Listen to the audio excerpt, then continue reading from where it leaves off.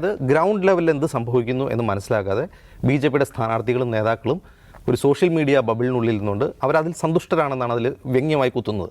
ആ social media ബബിളിനകത്തിരുന്നിട്ട് Modi തന്നെയാണല്ലോ എല്ലായിടത്തും മത്സരിക്കുന്നത്, അപ്പോൾ അതുകൊണ്ട് എല്ലായിടത്തും ജയിക്കുമല്ലോ എന്ന വിചാരത്തോടെ മത്സരിച്ചതുകൊണ്ടാണ് തോൽവി എന്നാണ് ഓർഗനൈസറിലെ ലേഖനം ചൂണ്ടിക്കാട്ടുന്നത്. ഇതിനർത്ഥം RSS മോദിയുമായി പിണങ്ങിയെന്നോ RSS BJPയുമായി എന്തെങ്കിലും അകൽച്ചയുണ്ടെന്നൊന്നും അല്ല. ഗ്രൗണ്ട് ലെവലിൽ ഇറങ്ങി പണിയെടുക്കൂ എന്ന് BJPക്കാർ ഉപദേശിക്കുകയാണ്. അതിനുവേണ്ടി എന്തെങ്കിലും സഹായം ഉണ്ടെങ്കിൽ ഞങ്ങളോട് ചോദിക്കൂ, ഞങ്ങൾ ചെയ്തു തരാമെന്നാണ് പറയുന്നത്. നിങ്ങൾ സ്വയം പര്യാപ്തരല്ല എന്നുകൂടി ഓർമ്മിപ്പിക്കുകയാണ്. നിങ്ങൾ ഒറ്റയ്ക്ക് ഗ്രൗണ്ട് ലെവലിൽ നിങ്ങൾക്ക് വർക്ക് ചെയ്യാനുള്ള കഴിവില്ല, അതിന് RSSൻ്റെ സഹായം വേണം. നിങ്ങൾക്ക് അങ്ങനെ എന്തുകൊണ്ടെങ്കിൽ ഞങ്ങൾ ചോദിക്കൂ. സോഷ്യൽ മീഡിയയിലല്ല രാഷ്ട്രീയം മാറുന്നത്, ഗ്രൗണ്ട് ലെവലിലാണെന്ന് BJP ഓർമ്മിപ്പിക്കുകയാണ് ചെയ്യുന്നത്.